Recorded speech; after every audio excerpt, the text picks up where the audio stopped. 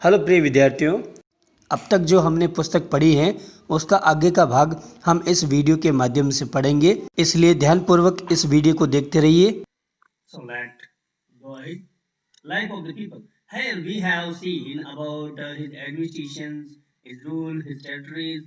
So now, what were the people and how they were living that time? So we will just have a watch on the life of the people of Harshvardhana's empire.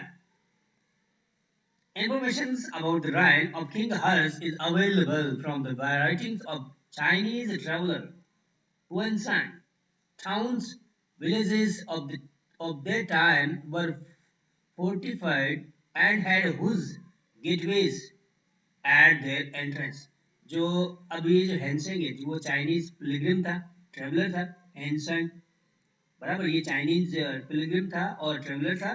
तो ये जब वहां पे आया था तो उसने बहुत सारी पुस्तकें लिखी थी अपनी यात्रा के वृतांत लिखे थे, अपने यात्रा के सारे चीजें क्यों यहाँ पे उसने लिखा था।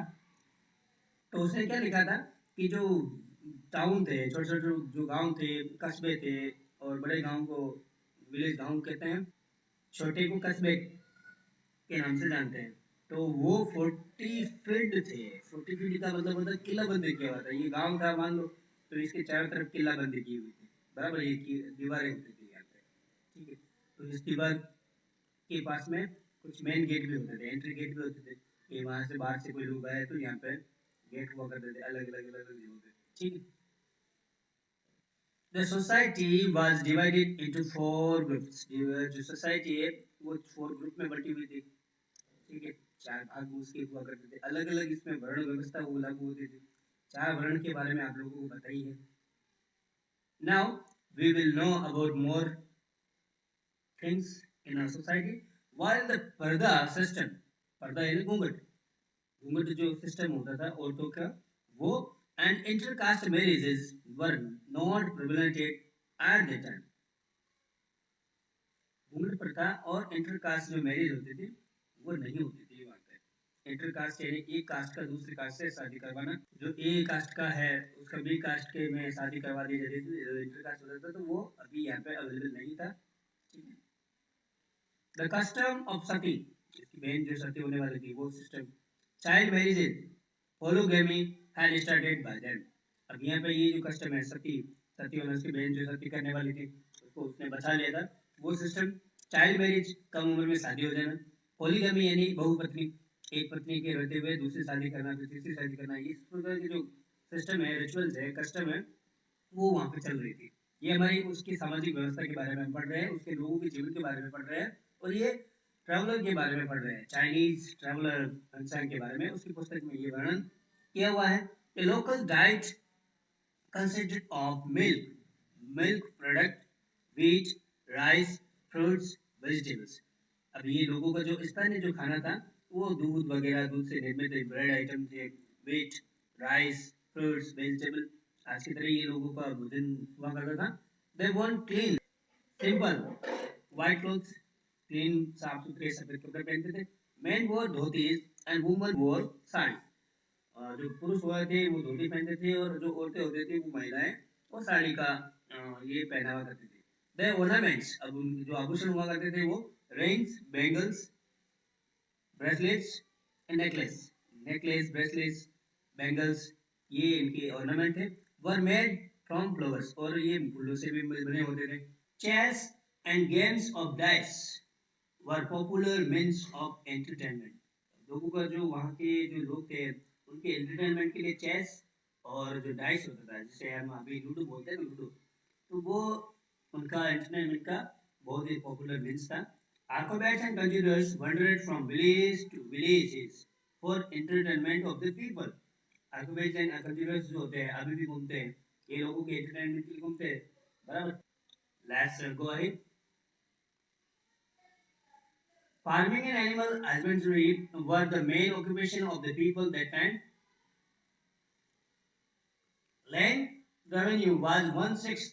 Land revenue जो था वो 1/6 था, 1/6 as a part for tax of the production. Total जो प्रोडक्शन होती थी उसका 1/6 उनको भुगतान करना पड़ता था टैक्स के हिसाब से। International trade was carried out by Vaishyas. Vaishyas were that time traders. तो जो हमने चार भाग देखे थे, तो उसमें एक जो ग्रुप है वो वैश्य का था। तो वैश्य जो लोग जो थे वो ट्रेडर हुआ करते थे। A highway from Patliputra to Bhrugukach, also known as Bhuj port, was built by the state for trade and transportations of the goods. जो एक हाईवे भी बना दिया गया था पाटलिपुत्र से लगा के भुज तक। पाटलिपुत्र जो है वो पुराना नाम है, लेकिन नया नाम जो है इसका हम पटना बोल सकते हैं। पटना जो है वो बिहार में है। बिहार में जो पटना है उसका ओल्ड नेम है वो है पाटलिपुत्र। पटना को पाटलिपुत्र कहा जाता था। और भरूच जो है वो अभी हम भरूच कहते हैं, उसको पहले भृगु कच्छ या बड़ोच के नाम से भी जानते हैं। बड़ोच, भृगु कच्छ। तो पटना का पुराना नाम पाटलिपुत्र था, ठीक है। और ये बिहार में था। बिहार का पुराना नाम क्या था? मगध। बिहार का जो पुराना नाम था वो मगध था, ठीक है, Magadh.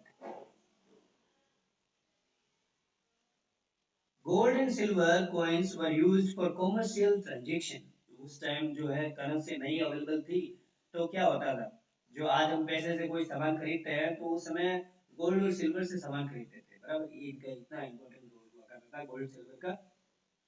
Ornaments, statues, Ivory, carved wooden pieces were exported. ये चीजें यहाँ से बाहर जाती थी। The export of different materials from India increased here prosperity. Prosperity. इस समय बहुत ज्यादा जो व्यापार है वो बढ़ रहा था। During the reign of King Harsha, India had good business relations with Rome. रोम के साथ में अच्छा संबंध था हर्ष के जमाने में, बराबर। तो ये जो रोम है वो है इटली में। रोमन साम्राज्य बहुत बड़ा साम्राज्य था विश्व के इतिहास में। रोम which led to the inflow of gold in India. अब रोम के साथ में जब उनका व्यापार का अच्छा संबंध था तो रोम से बहुत ज्यादा सोना आता था भारत में, ठीक है। इसीलिए हम जो है सोने की चिड़िया भारत को कहते हैं, पता है। ये भारत को सोने की चिड़िया इसी वजह से कहते हैं। People follower Hinduism, Buddhism and Jainism. ये धर्म जो थे उस जमाने में चलते थे, Buddhism, Hinduism. But were tolerant towards other religion. लेकिन ये ज्यादा चलते थे। ऐसा हम नहीं कह सकते कि मुस्लिम धर्म नहीं था, वो भी हुआ होगा, लेकिन यहाँ पे सभी धर्मों के साथ में अच्छा व्यवहार किया जाता था। ऐसी बात नहीं है कि ये खाली हिंदुओं का या फिर बुद्धों का या फिर जैनों का साम्राज्य चलता था। सो let's go ahead. Here we can see a picture of Huenshan, and he traveled many parts in India. यहाँ पे बहुत सारे हम जगह देख सकते हैं कि कहाँ कहाँ पे वो गया है। गांधार, तक्षशिला, कश्मीर, मथुरा, उज्जैन, कांचीपुरम, कलिंग। कलिंग जो है वो उड़ीसा है। उड़ीसा का पूरा नाम कलिंग है, ठीक है। ये बहुत ज्यादा वैशाली, कनौज, तिब्बत, ब्रह्मपुत्र ये रिवर है। तो बहुत सारी नदियों को पार करते करते बहुत सारे नगरों में ये अपनी यात्रा बताती है। यानी उत्तर में कांधार से लगा के कांचीपुरम तक दक्षिण में, और यहाँ जो पाकिस्तान से लगा ब्रह्मपुत्र की घाटियों तक अरुणाचल प्रदेश यहाँ पे स्थित है। तो सारे जगहों पे पूरे भारत पे उसने यात्रा की थी। ये उसका रूट था अलग अलग जगहों पे जाने का। ये जो रेड रेड लाइन जो है आपको दिखाई दे रही है, तो ये इसकी रूट था। इसने पूरे भारत में यात्रा की। Hunsang, the Chinese traveler Hunsang visited India during her ride and studied Buddhism at Nalanda University for 5 years. Nalanda university जो थी उसको जो है यहाँ हम देख सकते हैं कि बुद्ध धर्म में बहुत ज्यादा दिलचस्पी थी इसको, इंसान को। उस वजह से उसने उसकी स्टडी की। उसके लिए 5 साल तक वो नालंदा यूनिवर्सिटी में रहा और वहाँ पे अध्ययन किया था। You should know some things. Vincent studied in India for 15 years. Vincent जो था उसने 15 साल तक यहाँ पे वो रहा and visited different places। कौन कौन सी जगह पे वो गया हमने देखा। He has describe the social, political, religious condition of that time of the people. In 1645 Common Era, he returned to China via Central Asia and took with him many books, relics, statues. यहाँ पे बहुत सारी ग्रंथ, किताबें, मूर्तियां वो अपने साथ लेके गया. 645 में मध्य एशिया से होते हुए वो वापस चाइना चला गया. ड्यूरिंग हिज स्टे, जब वो 15 साल तक रहा था यहाँ पे, he attended the sixth Buddhist religious congregation at Prayag. जो प्रयाग में प्रतिवर्ष हर्ष जो है आयोजन करता था, तो 5 के बाद में जो छठी का आयोजन कर रहा था वो, तो उसमें उसने अपनी हाजिरी लगी थी. Here you should know about is very not important. There was 100 Buddhist mठ in Hars India. जब हर्ष का राज्य था तो उस समय 100 बुद्धिस्ट मठ हुआ करते थे, उसने दिखाया है. ठीक है, अपने नोट में. People lived in simple, pious and peaceful life based on living by rules of good moral conduct and justice. उसने वर्णन किया कि यहाँ पे लोग सादा सादगी वाला जीवन जीते थे, शांति प्रिय थे, तो शांति के साथ जीवन यापन करते थे. Cheating and breach of promise were considered sinful acts. किसी को चीटिंग करना या ब्रीच करना ये सिंपल एक्ट माना जाता था.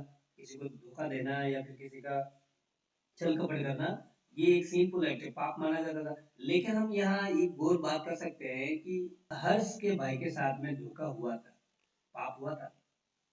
आप सभी का इस वीडियो को देखने के लिए धन्यवाद. Thanks and have a good day.